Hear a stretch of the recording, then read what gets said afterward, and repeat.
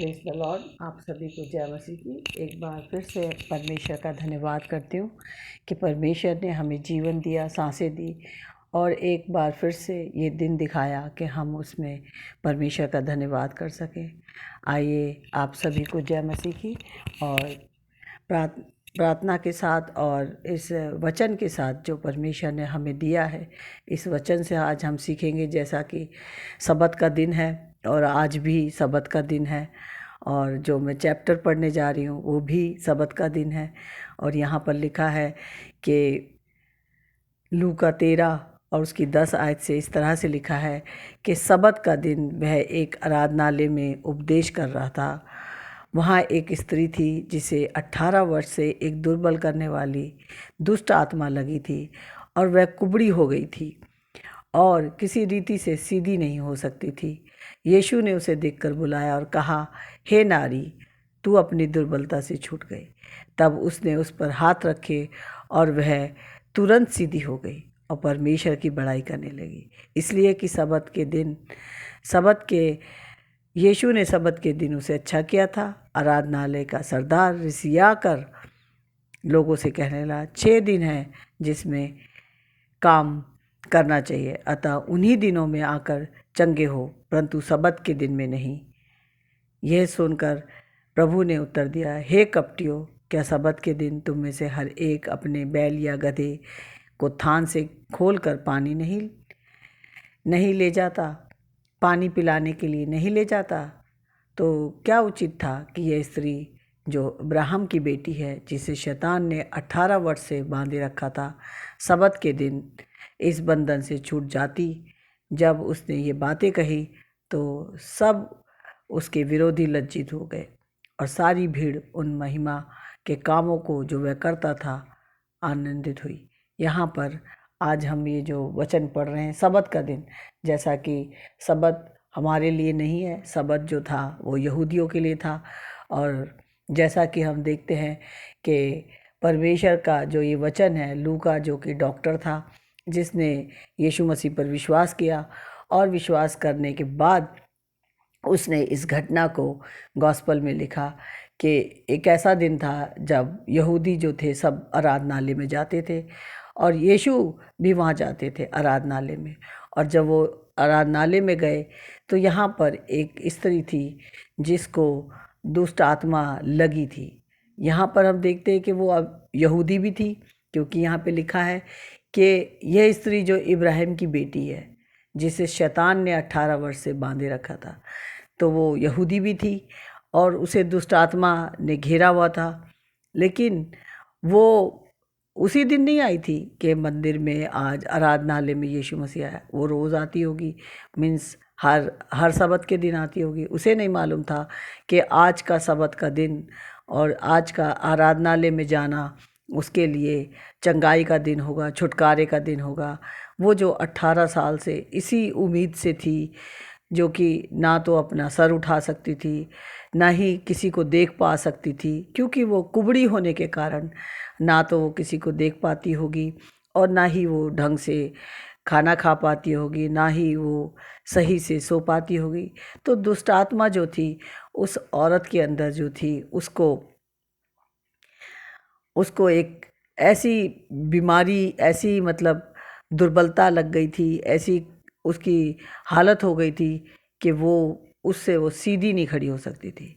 लेकिन उसे नहीं मालूम था कि जो 18 साल से उसकी ज़िंदगी में हो रहा है, आज उसके लिए नजात का दिन है, आज उसके लिए छुटकारे का दिन है।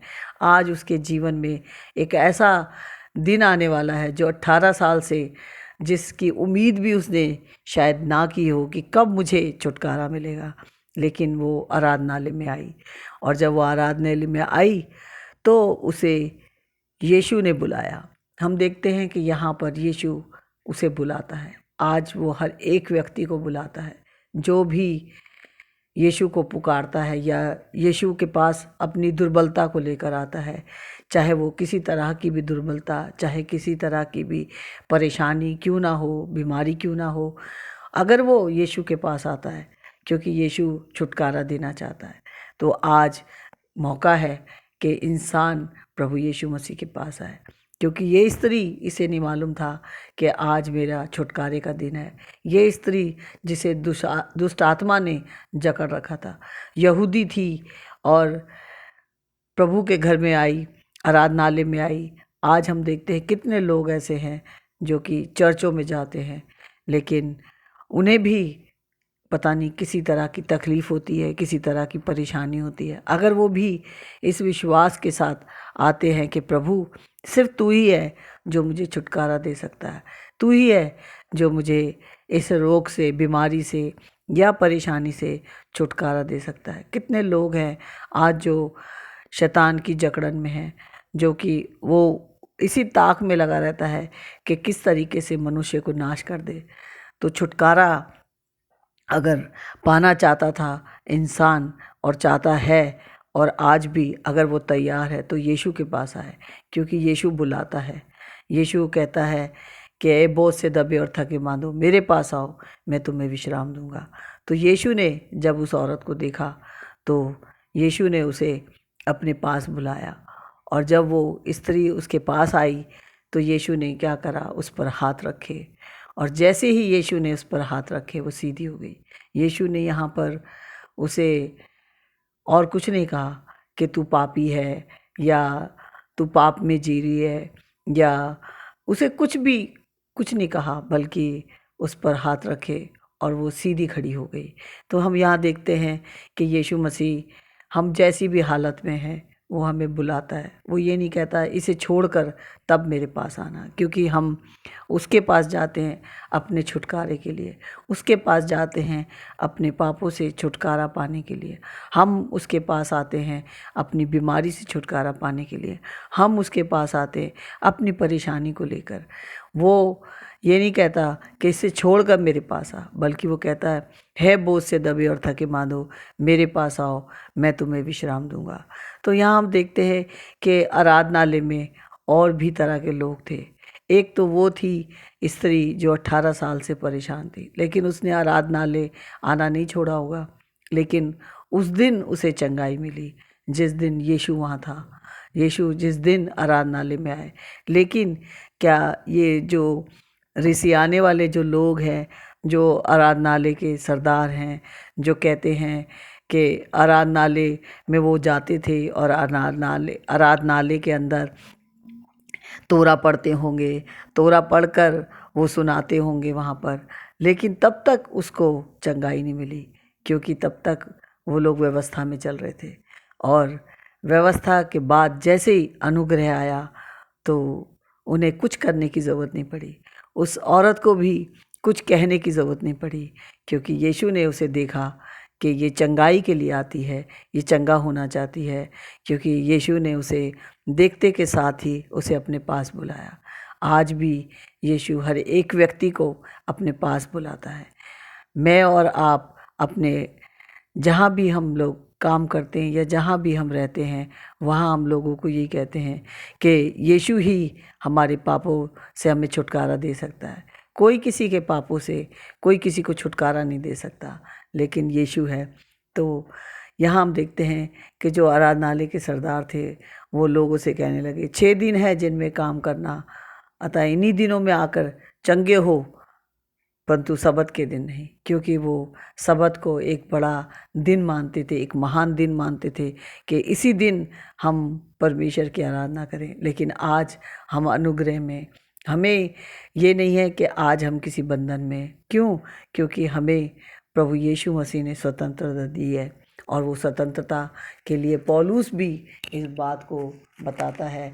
पौलुस भी कहता है कि मसीह ने गलतियों 5 और उसकी 1 में लिखा है, मसीह ने स्वतंत्रता के लिए हमें स्वतंत्र किया है, अतः इसी में स्थिर रहो और दास्तव के जुए में फिर से ना जूतो।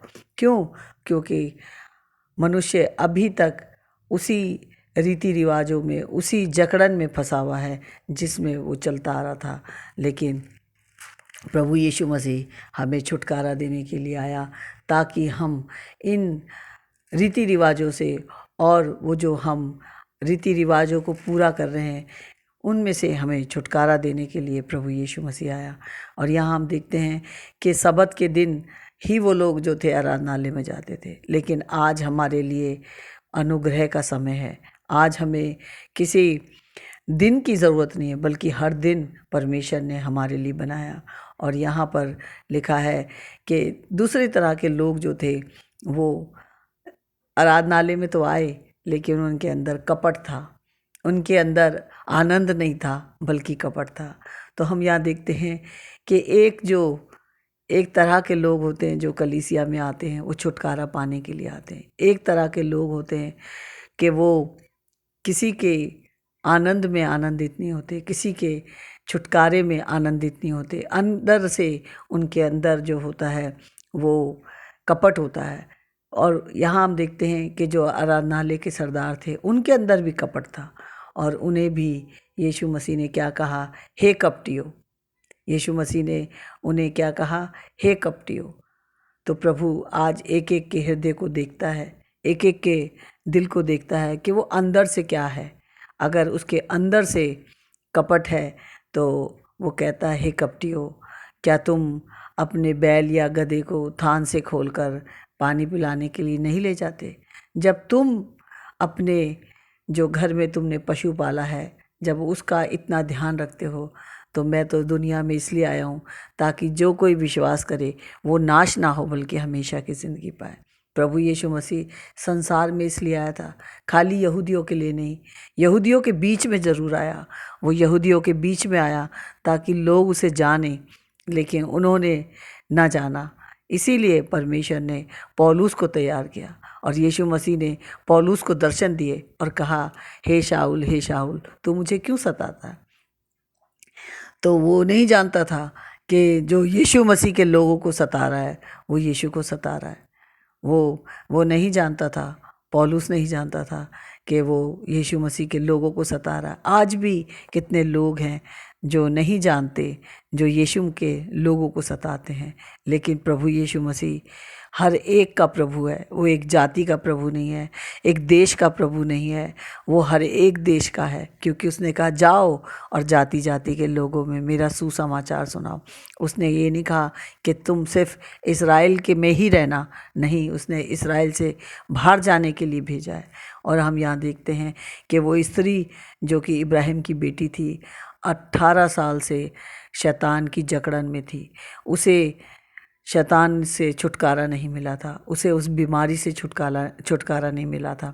और हम देखते हैं कि इस तरीके से कितने लोग हैं जिन्हें आज भी छुटकारे की ज़रूरत है, आज भी उन्हें प्रभु यीशु मसीह के पास आने की ज़रूरत है। हम यहाँ देखते हैं कि फिर क्या हुआ कि जो तीसरी तरह के लोग थे, उनमें से कुछ लोग ऐसे थे, जब उसने ये बातें कही तो उसके सब विरोधी लज्जित हो गए।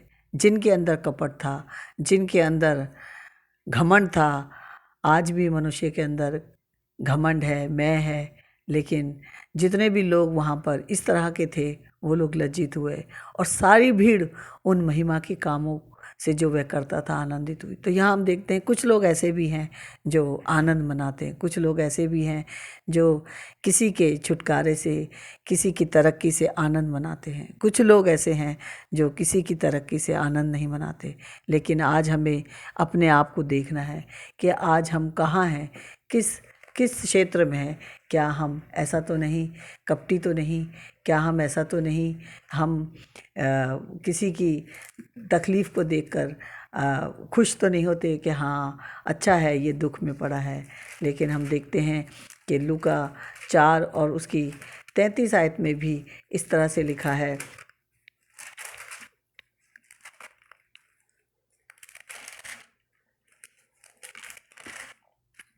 लूका 4 और 33 आयत में लिखा है कि आराधनालय में एक मनुष्य था जिसमें अशुद्ध आत्मा थी। वे ऊंचे स्वर से चिल्ला उठा, क्योंकि हम देखते हैं कि जो दुष्ट आत्माएं होती हैं वो ज़ोर से चिल्लाती हैं। लेकिन फिर भी यीशु मसीह ने उसे क्या कहा, यीशु मसीह ने ऊंचे स्वर से कहा कि डांट कर उसे कहा चुप रह और इसमें से निकल जा। और हम देखते हैं कि इसी तरीके से प्रभु यीशु मसीह ने वहाँ पर भी जहाँ वो स्त्री आई थी उसे भी निकाल दिया और उसके रोग और बीमारी से उसको छुटकारा दिया। यीशु मसीह के आने से हम देखते हैं कि जहाँ भी यीशु मसीह की उपस्थिति होती है, वो कोई आराधनालय में ही नहीं, आज हर जगह मेरे और आपके लिए प्रभु यीशु मसीह की उपस्थिति है। क्योंकि जब हम यीशु मसीह नासरी के नाम से किसी को भी बोलते हैं कि तू यीशु मसीह के नाम से तू छुटकारा पाएगा या पाएगी, या तू चंगा है या तू चंगी हो जाएगी, तो हम देखते हैं वहाँ पर जो है छुटकारा मिलता है। और आज भी हमें अपने आप को चेक करना है कि हम इन 3 लोगों में से कहाँ हैं।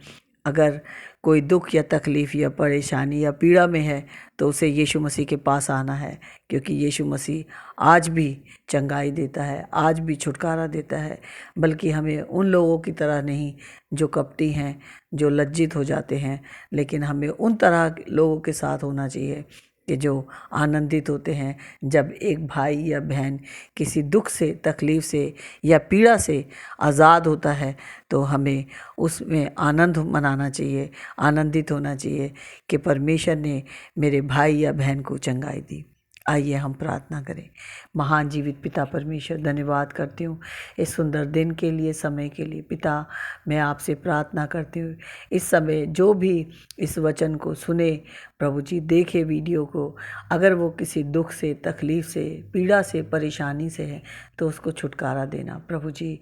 जैसे आपने उस इब्राहिम की बेटी को छुटकारा दिया, आज भी कितने लोग ऐसे हैं जो शैतान की गिरफ्त में हैं, जो कि छुटकारा पाना चाहते हैं, जो कि प्रभु जी बार बार खुदावंद पाप में गिर जाते हैं। ऐसे लोग हैं जो कि आपसे छुटकारा पाना चाहते हैं, चाहे वो किसी तरह की भी रोग बीमारी हो, चाहे किसी तरह की भी कोई भी परेशानी क्यों ना हो उनके जीवन में, आप बेहतर जानते हैं। जैसे आज मैंने सुना एक बच्चा जो कि 2 महीने का है, लेकिन उसकी दिल की धड़कनें बहुत तेज़ बढ़ रही हैं। पिता, मेरी प्रार्थना है कि डॉक्टर उसका जो भी इलाज कर रहा है उस बच्चे का सही से इलाज हो। वो हॉस्पिटल में है प्रभु जी, डॉक्टर ने कहा है कि कभी भी उसके दिल की धड़कन बंद हो सकती है, लेकिन मैं प्रार्थना करती हूँ यीशु मसीह नासरी के नाम से कि वो बच्चा चंगा हो जाए और आपके जलाल के लिए इस्तेमाल किया जाए। सारी महिमा और सारा आदर आपको देती हूँ यीशु मसीह नासरी के नाम से, आमीन। Thank you Jesus.